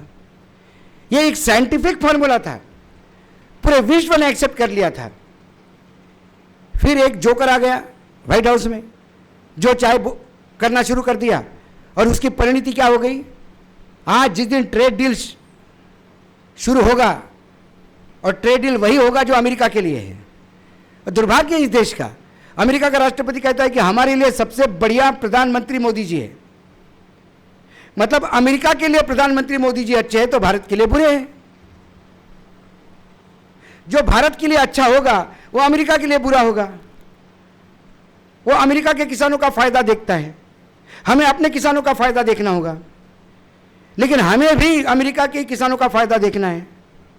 कारण क्या है? पहले मैं सुब्रमण्यम स्वामी को भटेवराज जी बहुत सीरियसली लेता नहीं था। मैंने बोला बहुत इंटेलिजेंट आदमी है, लेकिन कुछ भी बोल देता है। लेकिन अब मैं सीरियसली लेने लगा हूं। वो कहता है कि चीन के खिलाफ हम कुछ नहीं कर पाएंगे, क्योंकि चीन में कुछ सीढ़ी पड़ी हुई है साहब की, और अमेरिका में फाइल पड़ी हुई है। यदि अमेरिका में फाइल नहीं पड़ी हुई है, तो यदि किसी देश को आप नरक का द्वार कहेंगे कि India is a hell hole, और प्रधानमंत्री के मुंह से आवाज नहीं निकलती। AR अंतुले का किस्सा है। AR अंतुले इंग्लैंड में जब पढ़ रहे थे तो भारत के बारे में कुछ गलत टिप्पणी किसी वक्ता ने की थी, तो उन्होंने उठ के कुछ फेंक के मारा था उसको। अकेले थे, इंग्लैंड में थे। इंदिरा गांधी व्हाइट हाउस में निक्सन के सामने खड़े होके आंखों में आंख डाल के ललकार के निकली बाहर, बाइकआउट किया। हेनरी किसिंजर जो परराष्ट्र मंत्री थे, वो गाड़ी के पीछे भागे, मैडम प्राइम मिनिस्टर करते हुए। वो आई भारत, अटल जी को बुलाया, बोला ऐसी ऐसी बात हुई अटल जी। अटल जी ने कहा कि भारत की जहां सार्वभौमता की बात है, अस्मिता की बात है, पूरा देश आपके साथ है, और पाकिस्तान के 2 टुकड़े किए। अमेरिका के नहीं चाहने पर भी, अमेरिका ने 7वां बेड़ा भेजने पर भी। आज वो भारत, तब तो भारत कमजोर था, आज तो भारत उस हिसाब से, यदि उस पॉइंट ऑफ व्यू से देखिए, यदि तुलना करें तो आज हम बहुत सक्षम हैं। इसके बावजूद आज स्थिति ये है, बहुत मतलब रुपया गिर रहा है, प्रोडक्शन गिर रहा है, एग्रीकल्चर आउटपुट बढ़ रहा है, लेकिन किसानों को पैसा नहीं मिल रहा है, किसानों की आत्महत्या चल रही है। और अभी कई बार तो मुझे लगता है कि नीतियाँ कैसी बनती है। अभी एक स्कैंडल छपा जो किसान अपनी एग्रीकल्चर मंत्री है, किसान मंत्री, उसने खुद के लिए ही 90 लाख रुपए की सब्सिडी ले ली सरकार से, खुद के लिए ही। पहले अप्लाई किया, मंत्री नहीं था तो रिजेक्ट हो गया था, फिर मंत्री बना, उस बोर्ड का वाइस प्रेसिडेंट था वो। बोले 1 करोड़ के ऊपर दे नहीं सकते, तो बोले 99,60,000 दे दो। 40,000 का एहसान किया देश पे। जब मैंने वो पढ़ा कि सब्सिडी किस चीज के लिए दी जा रही है, तो उसमें 3 वेजिटेबल थे, खीरा, शिमला मिर्च और टमाटर। टमाटर पढ़ के मैंने सर पे हाथ रखा। मैंने बोला टमाटर के सीजन में रोज खबरें पढ़ते हैं, टमाटर का भाव इतना कम हो गया कि शेतात नांगर चालवला, टमाटर तोड़ के मंडी तक ले नहीं जा सकती, इतना सस्ता हो जाता है। जब देश में टोमेटो की हालत है तो उसके लिए सब्सिडी क्यों? किसने तय करी? उसने खीरे के लिए ली सब्सिडी। किसानों की आय दुगनी हो गई, बिल्कुल हो गई। शिवराज सिंह चौहान के बेटे की हो गई, जिसने 90 लाख की सब्सिडी ली, उसकी हो गई। लेकिन किसान कौन है? अमिताभ बच्चन जिसने फार्म हाउस लिया वो है, या फिर वो जो गरीब किसान है यवतमाल जिला गढ़चिरौली में बैठा हुआ, जालना में बैठा हुआ, जो सिर्फ ऊपर के पानी के भरोसे है, सरकार के भरोसे है, एमएसपी के भरोसे है। एमएसपी कौन तय करता है? पहले एमएसपी के लिए एग्रीकल्चर जितनी भी यूनिवर्सिटीज़ थी उनसे बुलाते थे कि भाई इस आप अकोला पंजाब राव कृषि विद्यापीठ आप कपास के ऊपर भेजो, क्या लागत है, क्या प्राइस होनी चाहिए। 2014 के बाद यूनिवर्सिटी को बोल दिया गया कोई ज़रूरत नहीं तुम्हारी। रतन खत्री का मटका चल रहा है, प्रधानमंत्री आते हैं, हाथ निकालते हैं, कपास 60 रुपये बढ़ा दो, ज्वार 80 रुपये बढ़ा दो, धान अरे 1200 रुपये की चिट्ठी है, 1200 रुपये बढ़ा दो। ओपन टू क्लोज चल रहा है, कोई पूछने वाला नहीं कि 60 रुपये बढ़ा है तो किस भरोसे बढ़ा है, किसी को पता नहीं, किसान को पूछने को तैयार नहीं। 4 किसानों को साथ में बिठा के मैंने तो कहा कि हमारी कोलवाई में एक 8 एकड़ की जमीन है, उसमें 16 है 7-12 पे लोग, चाचा, चाचा के बेटे, हम भाई सब मिलके। मैंने बोला सबके तरफ से मैं 8 एकड़ जमीन केंद्र के किसी भी मंत्री को देने को तैयार हूं। जो प्रोडक्ट आपको लगे वो उस 8 एकड़ में एमएसपी पे निकाल के बेच दो, प्रॉफिट हुआ कि नहीं बता दो। आपने प्रॉफिट कमाया, जीवन भर के लिए आपके खेत में बैल बन के काम करूंगा। नहीं किया तो उसी खेत में आपको बैल बनना पड़ेगा। कोई किसी को पता नहीं, क्योंकि पॉलिसी तय करते नहीं। और हमेशा एक टेंडेंसी है, यहाँ काफ़ी संपादक बैठे हैं, हम भी रहे हैं, अंदर की बात है, संपादक के पास बहुत अच्छा सब एडिटर आ गया तो थोड़ा डरा रहता है। संपादक जो अपनी कैपेसिटी है उसी कैपेसिटी के नीचे सब लोग रखता है साथ में, ताकि उसका वर्चस्व बना रहे। वैसे ही वर्तमान में दिल्ली में हो रहा है। यदि कुपड़ आदमी प्रधानमंत्री बना हुआ है तो उसके नीचे जितने भी लोग हुए उसके ज्यादा कुपड़ होना जरूरी है। जरा भी किसी ने बोल दिया कि साहब ये गलत कर रहे हो, रातों रात उसका ट्रांसफर हो जाता है, हटाया जाता है वो। तो जब ऐसी फौज इकट्ठा होगी फिर देश का तो 12 बज ही जाएगा, और देश के 12 बज चुके हैं। इसलिए मैंने कहा कि आने वाले समय में आपके पास ना पैसा है, ना विदेश नीति ऐसी है कि जिससे समर्थन मिलेगा। देश में एक हमारी आर्मी थी, एक हमारा डिफेंस सेक्टर था जिसमें राजनीति नहीं थी, एक हमारा डिफेंस सेक्टर था जिसमें जाति भेद नहीं था, कोई धर्म भेद नहीं था। लेकिन 2014 के बाद सरकार ने जब डिफेंस का उपयोग करने लगे अपने कुकर्मों को ढकने के लिए, तो मुझे डर लगने लगा कि वहां पे भी ये बात होती या नहीं। कल 6 शहीदों के नाम बाहर आए, हड़कंप मचा। तो सभी ने, रक्षा मंत्री, मैं उनको नींबू मिर्ची बोलता हूं, हमारे रक्षा मंत्री फिजिक्स के प्रोफेसर रहे हैं, ये और शर्मनाक बात है। और राफेल जब पहला डिलीवरी मिला तो ये इंडिया से नींबू और मिर्ची लेके गए थे बांधने के लिए राफेल पे, राजनाथ सिंह जी। राजनाथ सिंह ने फ्लोर ऑफ द हाउस कहा कि पूछना है तो ये सवाल पूछो कि हमारे कितने जवान क्षतिग्रस्त हो गए, तो इसका जवाब है नहीं। आज मिनिस्ट्री ऑफ डिफेंस से एक्सप्लेनेशन आया, सवाल ये पूछा गया था कि हमारे कितने प्लेन गिरे, तो उनका क्षतिग्रस्त वैमानिक को लेके था, पायलट्स को लेके था। हमने बोला कुछ गड़बड़ हो गई, पूरा फिर भाषण निकाला। मैं नागपुर था, मैंने बोला ये भाषण फिर से मुझे भेजो। वो पूरा भाषण आप देखोगे तो उसमें कोई तारतम्य नहीं है। लोग तालियां बजा रहे थे और राजनाथ सिंह उफड़ रहे थे। बोले ये पूछो प्लेन गिरे क्यों मत पूछो, पूछो हम विजय हुआ कि नहीं हमारा, ये पूछो उनके एयरपोर्ट नष्ट किए कि नहीं, ये पूछो हमने ये किया कि नहीं, ये पूछो हमने ये किया कि नहीं। अरे अंत में ये पूछो कि हमारा कोई क्षतिग्रस्त तो नहीं हुआ, इसका जवाब भी नहीं है। इसके 2 मायने होते हैं, या तो हमारे रक्षा मंत्री को कोई कुछ मानता नहीं, नाम के लिए है। मैं तो हमेशा कहता हूं कि वर्तमान में जो सरकार है वो कव्वालों की टोली है, सिर्फ 2 गाते हैं, बाकी ताली बजाते हैं। उनका काम इतना ही है, ताली बजाना। आज यहाँ हम भी देखेंगे।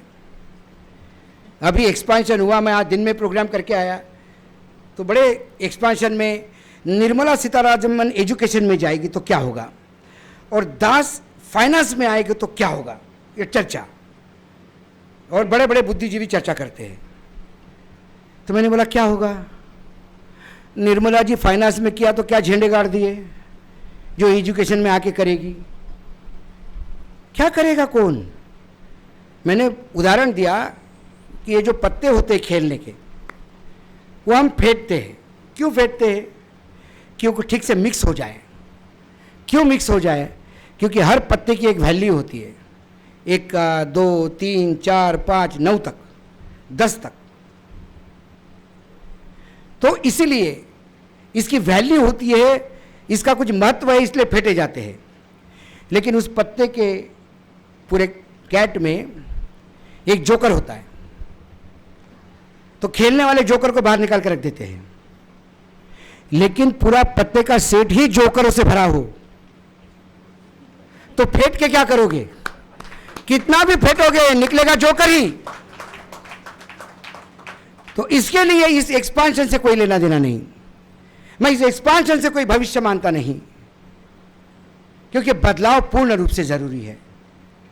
ये कोई मैं आंदोलन की चेतावनी नहीं दे रहा हूं, क्योंकि यहां पे बड़ा प्रॉब्लम हो रहा है। पिछले बार महात्मा गांधी के नाम से भी बोलो तो लोग अर्बन नक्सली बोलते हैं, और पिछले बार बाकायदा छप के आया था, और एक वानखड़े ने तो लिख दिया था कि अर्बन नक्सलों का अड्डा हो गया है ये। तो यदि अर्बन नक्सलों का अड्डा है महात्मा गांधी जी का आश्रम, और संविधान और लोकतंत्र और जनता की वेदनाओं को शब्द देना नक्सलिज्म है, तो हम हैं। अब हर वानखड़े अच्छा नहीं होता, कुछ समीर भी होते हैं, कुछ एमएलए भी होते हैं। तो किसी ने कहा वो वानखड़े ही है, मतलब हर वानखड़े ऐसे नहीं होते ना, क्या करें, प्रॉब्लम है। तो फिर एक बार लेबल होगा, क्योंकि डायरेक्ट आप बात करो, मैं नाम लेके बात करता हूं तो तकलीफ होती है लोगों को। मुझे लगता है प्रधानमंत्री और एक मंत्री ऐसा बोलने से क्या है, सीधा सीधा नाम लो, क्या होगा। वाघ म्हटलं तरी खातो, वाघोबा म्हटलं तरी खातो, वाघ्या म्हटलं तरी खातो, तर कमीत कमी शिवी द्यायची वाघ्या म्हणून, तेवढंच सॅटिस्फॅक्शन मरायच्या अगोदर वाघाला शिवी देऊन मरतो। वाघोबा वाघो दादा म्हणलं तरी तो खातोच। तो इस वजह से मैंने बहुत पहले सोचा था कि क्या बोलना है, सोच समझ के। हमारे पत्नी ने भी कहा कि देखो तुम विकास को परेशानी में मत लाने देना। मैंने क्या करें यार, बस किसी ना किसी को तो बोलना होगा, और कितना नियंत्रण रखेंगे। हम ये तो नहीं कहेंगे कि ये सुजलाम सुफलाम हो गया, देश तरक्की के राह पे है, मंगलयान चला गया है और विश्व में हर जगह हम विश्व गुरु है, और जिस दिन चाहे हम इजराइल की लड़ाई रोक देंगे, रशिया की लड़ाई हम ही तय करते हैं रोकना है कि नहीं रोकना है। ये कहाँ तक चलेगा, कब तक करेंगे? थोड़ी देर कर देते हैं, चलो ठीक है, आदमी की इज्जत रखने के लिए थोड़ा बहुत, किसी के भाई मेहमान हैं, किसी को आए तो, इसीलिए मैं कहता हूँ कई आयोजनों में मेरे को मत बुलाओ, क्योंकि कई जगह चीफ गेस्ट नहीं मिलते। बोले वानखडे आहे का, मग आम्ही येत नाही, तो काही बोलतो हमने मूर्खासारखा, आमच्याच पार्टीला शिवाय घालतो। किसी पार्टी से हमने अटल जी की सरकार देखी, हमने खुशाबाऊ ठाकरे की बीजेपी देखी, भटेवरा जी है, भटेवरा जी साक्षी है अटल जी की सरकार का।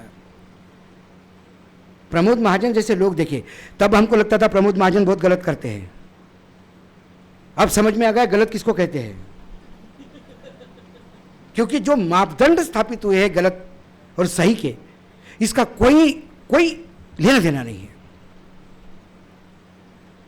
तो आने वाला समय, यदि आपको लगता है चुनाव ऐसे ही होंगे जैसे बंगाल में हुए, आने वाला समय में आपको लगता है कि ज्ञानेश कुमार की जगह कोई और कुमार आ जाएगा, फर्क नहीं पड़ेगा, और जो आएगा वो ज्ञानेश कुमार से 2 फुट ज़्यादा करने का प्रयास करेगा। ही हैज़ टू प्रूव कि सर आपने ज्ञानेश कुमार को बिठाया था, उनने जो सेवा की वो कुछ भी नहीं सर, इसके आगे की सेवा मैं करता हूँ। और हो सकता है कि अगली राज्यसभा की जो चुनाव की घोषणा होगी ऐसी होगी कि आज चुनाव आयोग आने वाले 3 राज्यों में 12 सीटों की राज्यसभा की चुनाव की घोषणा करता है। आज जब मैं बोल रहा हूं तो नोटिफिकेशन जारी, समझा करो, समझ जाएगा। 1 बजे नोटिफिकेशन जारी हो रहा है, 1:05 तक आप फॉर्म भर सकते हो, 1:07 तक विड्रॉल है, 1:09 पर स्क्रूटिनी होगी, 11 बजे वोटिंग होगी, 1:11 पर। बोले सर लेकिन फॉर्म कब भरे? बीजेपी वालों ने भर दिए, हाँ अनअपोज आ गए। उसी प्रेस कॉन्फ्रेंस में होगा कि अभी जो चुनाव हमने घोषित किए थे, 1:12 पर ही अनअपोज बीजेपी के 12 के 12 सदस्य आ गए। क्या करोगे आप? चुनाव आयोग के पास ऐसा कोई एक्ट नहीं, ऐसा कोई कानून नहीं कि आपको फॉर्म भरने और स्क्रूटिनी में इतना समय देना होगा, इसका कोई रूल नहीं है। और जब चुनाव आप सुप्रीम कोर्ट भागोगे, सब 15 मिनट के अंदर हो गया। चुनाव प्रोसेस के अंदर हम इंटरवेन नहीं करते, लेकिन सर आपको लगता है 12 मिनट के अंदर हो सकता है? भाई ज्ञानेश कुमार को नोटिस इश्यू कर देंगे, वो बता देंगे, ज्ञानेश कुमार के वकील आएंगे, वो बोलेंगे कैसा नहीं हो सकता, बीजेपी वालों ने कर दिया ना सर। बीजेपी वालों को पहले पता होगा ना सर, वो लाइव देख रहे थे प्रेस कॉन्फ्रेंस। हमने बोला 1:00 तुरंत जमा कर दी उनने, उनके लोग कलेक्टर ऑफिस के बाहर थे, हो गए। कोर्ट बोलेगा कांट हेल्प, आपको भी करना चाहिए। आप लोग हारने के बाद ही कोर्ट आते हो, गलत बात है। बोला अजीब सुप्रीम कोर्ट हो गया, पी के गया कोर्ट में, साहब चलते चुनाव में 10-10 हज़ार रुपये बांटे, ये वायलेशन है। बोला छोड़ो, तुम चुनाव हारने के बाद आ गए, चुनाव हारने के बाद मत आया करो यार, भेज दिया उसको वापस। आसाम में चुनाव के पहले गए, बोले भाई साहब देखो आसाम में वो मुख्यमंत्री बंदूक मुसलमानों की तरफ देख के ढाढ़ा कर रहा है। सुप्रीम कोर्ट ने कहा तो क्या करें? जब भी चुनाव होते आप सुप्रीम कोर्ट को आंकड़ा बना देते हो चुनाव का, जाओ चुनाव के बाद आओ। क्या करें? चुनाव के पहले जाओ तो आंकड़ा बनाते हो, चुनाव के बाद जाओ तो हारने के बाद आते हो। इसका मतलब मत आओ, जो नंगा नाच चल रहा है उसको होने दो, आप भी तालियां बजाओ। ये कोई मैं बिरले उदाहरण नहीं दे रहा हूं, ये अभी के उदाहरण हैं, पिछले 6 महीने के उदाहरण हैं ये सामने। पुरानी बात तो हम कर ही नहीं रहे हैं। जब ऐसी स्थिति बनी हुई है कि नोट के बंडल मिलने के बाद भी उस न्यायाधीश के खिलाफ एक्शन नहीं होता। और आपने कुछ भी नहीं किया, सोनम वांगचुक ने कुछ भी नहीं किया तो उसको उठा लिया 6 महीने। हेमंत सोरेन चीफ मिनिस्टर 5 महीने जेल में रहा, पूरा लोकसभा चुनाव। जब जमानत के लिए गया तो कोर्ट ने पूछा, कहा ये कौन सी जमीन, हेमंत सोरेन का कब्जा तो नहीं जमीन पे? बोले नहीं। उस जमीन के मालिक से कोई बातचीत इनकी?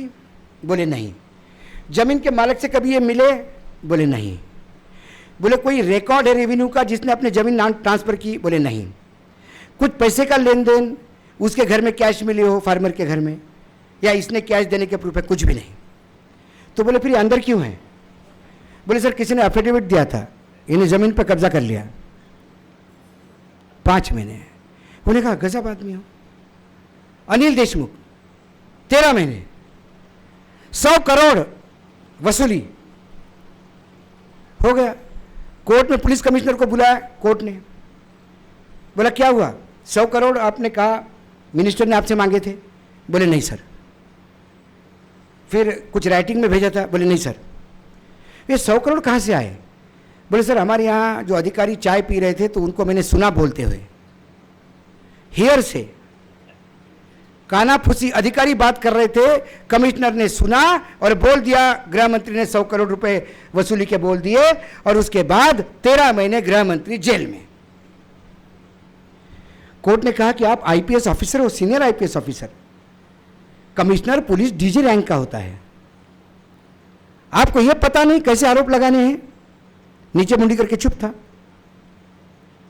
अनिल देशमुख को जमानत हो गई, नई सरकार आ गई, साहब प्रमोशन पे बड़े पोस्ट पे बैठ गए क्योंकि उन्होंने 100 करोड़ के आरोप लगाए। आज नीट के मामले में भी हम कहते हैं धर्मेंद्र प्रधान का कोई रोल नहीं, वो ताली बजाने वाला है कव्वाली में, जिसने सुर लगाया उसको पकड़ो। जो बच्चों को एग्जाम कैसे देना चाहिए ये बोलता है मन की बात में, उसको जिम्मेदारी लेनी चाहिए पेपर कैसे लीक होते हैं। एक ट्वीट नहीं, प्रियंका चोपड़ा की शादी में ट्वीट करते हैं बधाई का, लेकिन यहां बच्चे आत्महत्या कर रहे हैं उसके ऊपर यानी इतना भी नहीं बोलते कि आत्महत्या मत करो। क्या चल क्या रहा है देश में?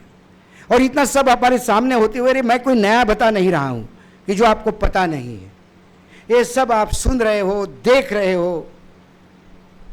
लेकिन देखने के बाद भी हम महात्मा गांधी के 3 बंदर नेगेटिव सेंस में बने हुए हैं कि अच्छा मत बोलो, अच्छा मत देखो और अच्छा मत सुनो।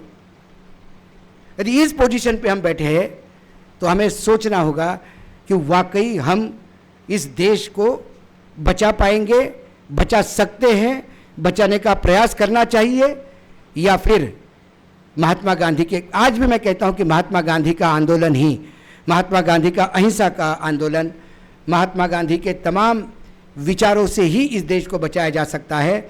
और ये लोग बंदूक से डरेंगे नहीं, ये लोग डरते हैं शांति से, ये लोग डरते हैं आज भी महात्मा गांधी से।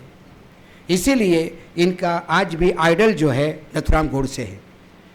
नथुराम गोडसे की जय बोलने वाले लोग यदि पार्लियामेंट में बैठे हैं तो फिर आप समझ लीजिए कि ये देश का क्या हाल होगा।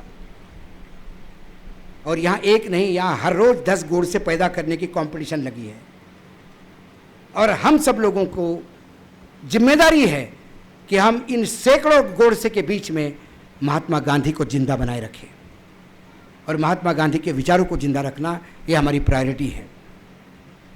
एक कविता हुबनाथ पांडे की है, अभी मैंने देखी, हमने एक प्रोग्राम में भी यूज़ की, मुझे लगा कि बहुत सार्थक कविता है, क्योंकि आज लोग भी ऐसे आए हैं यहाँ पे कि यूँ ही कोई देखने या कोई जलसा खाना खाने नहीं आए। 3 दिन से शिविर में घर छोड़ के आप आए हो तो वाकई कुछ देश के लिए करना चाहते हो, इसलिए ये कविता है। कविता का शीर्षक है गिरो। ध्यान से सुनना, बहुत बढ़िया कविता है। गिरो, गिरो कि अभी और गिरने की संभावनाएं भरपूर है। इतना गिरो कि गुरुत्वाकर्षण बल भी शर्म के मारे गिर पड़े। गिरो, गिरो कि अभी तो गिरने की शुरुआत है।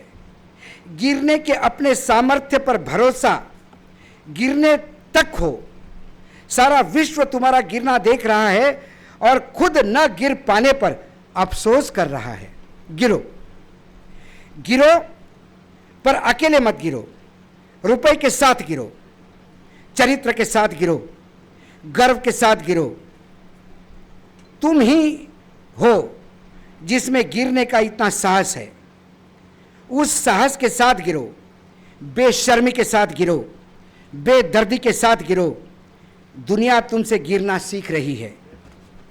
किसी एक ही मामले में सही तुम विश्व गुरु होने से कोई टोक नहीं सकता, कोई रोक नहीं सकता।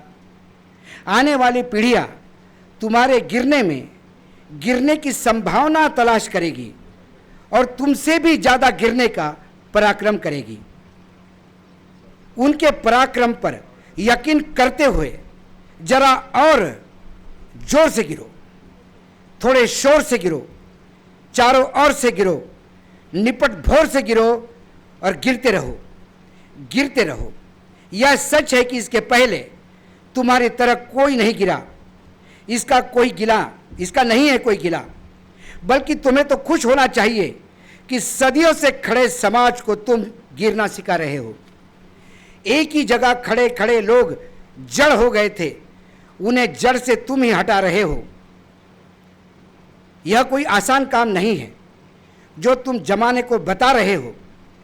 जो गिरने में सामर्थ्य हो वह तुम्हारी आलोचना करेंगे, जो गिरने में असमर्थ हो वह तुम्हारी आलोचना करेंगे, निंदा करेंगे। पर इन सब से घबराना नहीं, गिरने से डगमगाना नहीं। आज तक जो कुछ न गिरने के लिए प्रतिबद्ध था वह सब लेके गिरो। धर्म को लेके गिरो, कर्म को लेके गिरो, देश को लेके गिरो, भेष को लेके गिरो, पेड़ को लेके गिरो, रेड़ को लेके गिरो, पानी को लेके गिरो, पहाड़ को लेके गिरो, सावन को लेके गिरो, भादों को लेके गिरो, प्रकृति को लेके गिरो, संस्कृति को लेके गिरो, विकृति को लेके गिरो। गिरो, गिरो। वर्तमान सदी के महानतम महापुरुष पूरी कायनात को दिखा दो कि तुम और कितना गिर सकते हो। कल हो सकता है कि तुम्हारी गिरना देखकर ही लोगों की उठने की कामना जाग उठे और आने वाले पीढ़ी को उठने का अर्थ बताने के लिए, कम से कम ज़्यादा गिरने का फर्क बताने के लिए गिरो। वरना किसी की फिक्र गिरे और सिर्फ गिरो, गिरते रहो, गिरते रहो जब तक गिरने की प्रक्रिया निष्क्रिय ना हो। गिरो और गिरो। इसमें एक जो स्टांजा है, कल हो सकता है कि तुम्हारा गिरना दिखते ही लोगों की उठने की कामना जाग उठे। मैं बस उस शब्दों पे आ रहा हूं। वर्तमान में जितना गिर रहा है, ये समाज गिर रहा है, सरकार गिर रही है, प्रशासन गिर रहा है, न्यायपालिका गिर रही है, कार्यपालिका गिर रही है, विधायिका गिर रही है, परिवार गिर रहा है, सामाजिक ताना बाना गिर रहा है। इस गिरावट के बीच में गिरना क्या होता है, शायद इस गिरते गिरते समाज को देखते हुए कोई तो युवा पीढ़ी ये सोचेगी कि कभी उठे भी हुआ करते थे क्या उठना भी हमारा काम है क्या। तब शायद कोई उठने का प्रयास करेगा और ये गिरने वालों को अपने पैरों के तले रोंद देगा। उस समाज का निर्माण करना है, ये अभिलाषा लोगों के बीच में जगानी है। तो फिर सुरेश भट्ट के वो 4 लाइनें याद आती है। उषक काल होता होता काळ रात्र झाली, अरे वेडे आयुष्याच्या पेटवा मशाली। वाकई हम अमावस्या में जी रहे हैं, और वो ऐसी अमावस्या जिसका अंधकारमय समय कितने सालों का होगा, कितने महीनों का होगा, कितने सदियों का होगा, इसकी कोई गारंटी नहीं।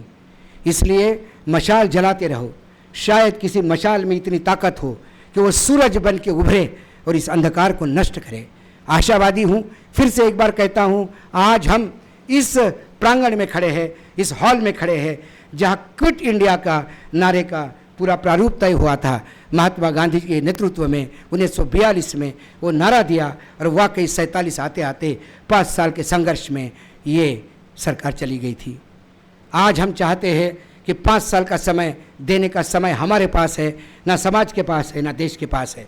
आज यहाँ से चाहे मुझे अर्बन नक्सली कह दे या चाहे मुझ पे कोई भी आरोप लगे, मैं एक बार फिर से इस हॉल से एक प्रेरणा लेके जा रहा हूँ, और आप भी यदि जाए तो ये मेरे लिए खुशनसीब पल होगा कि अभी क्विट इंडिया नहीं, क्विट सत्ता, सत्ता छोड़ो, क्विट पावर, ये घोषणा देनी होगी।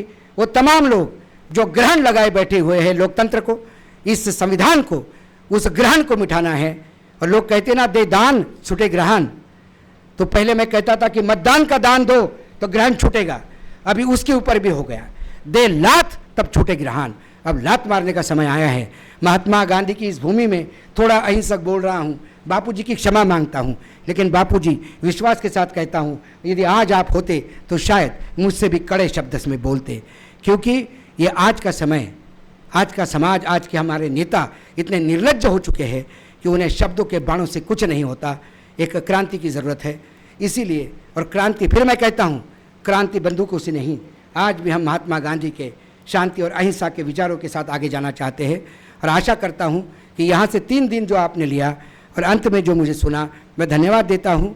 इतने बड़े लोगों के बीच में मुझे बोलने के लिए दिया। मैं बहुत संभल के बोलने का प्रयास कर रहा था, कुछ गलतियाँ होगी, आपको लगा मैंने कुछ एक्स्ट्रा बोल दिया, आप दुखी हो गए, गाली मुझे देना, आयोजकों को नहीं। और अच्छा कुछ हो गया होगा तो ये मेरे सारे गुरुजन बैठे हैं जिनको पढ़ के मैं इस काबिल हो गया हूँ कि 2 शब्द कहूँ, आप उन्हें धन्यवाद देना। जय हिंद, जय महाराष्ट्र। धन्यवाद भाऊ, सगळ्यांना चिंतन करायला भाग पाडलंय। जाता जाता सगळ्यांना चिंतन करायला भाग पाडलंय की आम्हाला सरकार कसं हवं आहे, आमचा देश कसा हवा आहे आणि गांधी कसा आम्हाला पूरक ठरतो, गांधी विचार कसा पूरक ठरतो।